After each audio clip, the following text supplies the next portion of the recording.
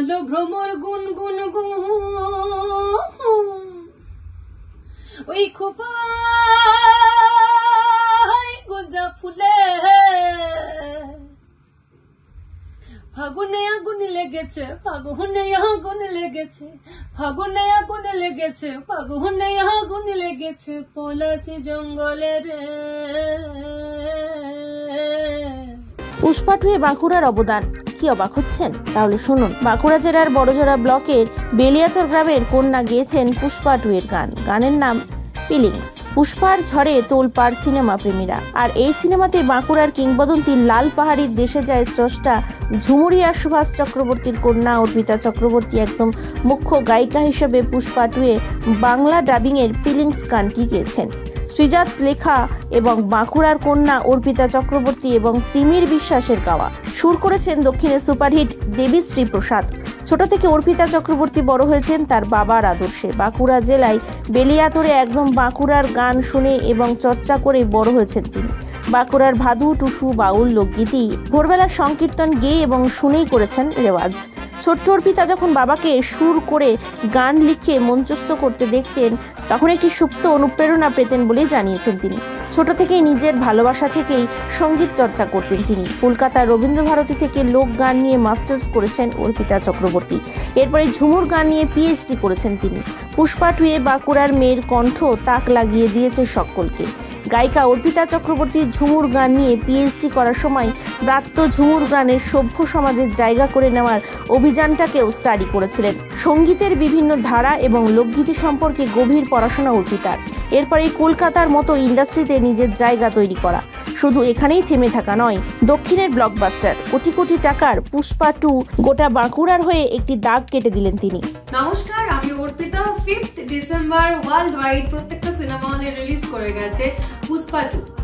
আমরা জানি সাউথের একটা super duper hit movie Pushpa, সেই পুষ্পার second version Pushpa two release করেছে সম্প্রতি বাংলা সহ 6টি ভাষায়।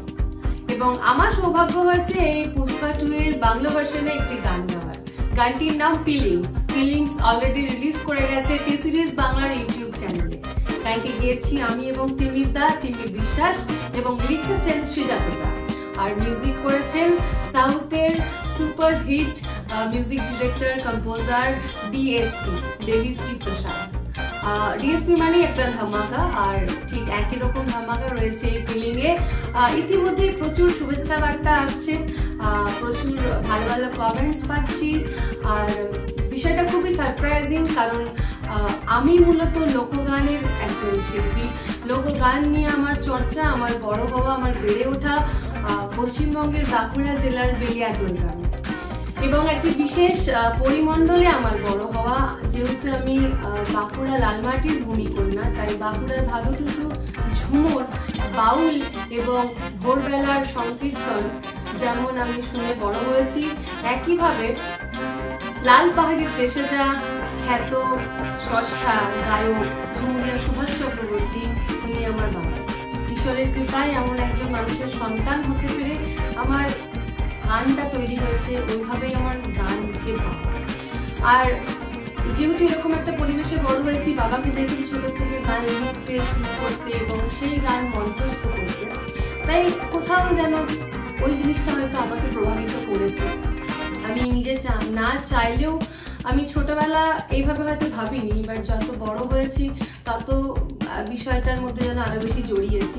তাই বড় হয়ে যখন আমি পড়াশোনা নিয়ে আরো ভাবি এবং আমার কেরিয়ার নিয়ে যখন ভাবি, তখন আমি কলকাতা রবীন্দ্রভারতী বিশ্ববিদ্যালয়ে লোকগান নিয়ে মাস্টার্সে ভর্তি হই এবং মাস্টার্স কমপ্লিট করি। পরবর্তীতে আমি মনে হয়েছে যে আমার আরেকটু জানা দরকার, আমার রুটটাকে আরো একটু জানা দরকার, এক্সপ্লোর করা দরকার। তাই আমি লাল মাটির যে বিশেষ লোকগান ঝুমুর, সেই ঝুমুরকে আরো অনুসন্ধান করতে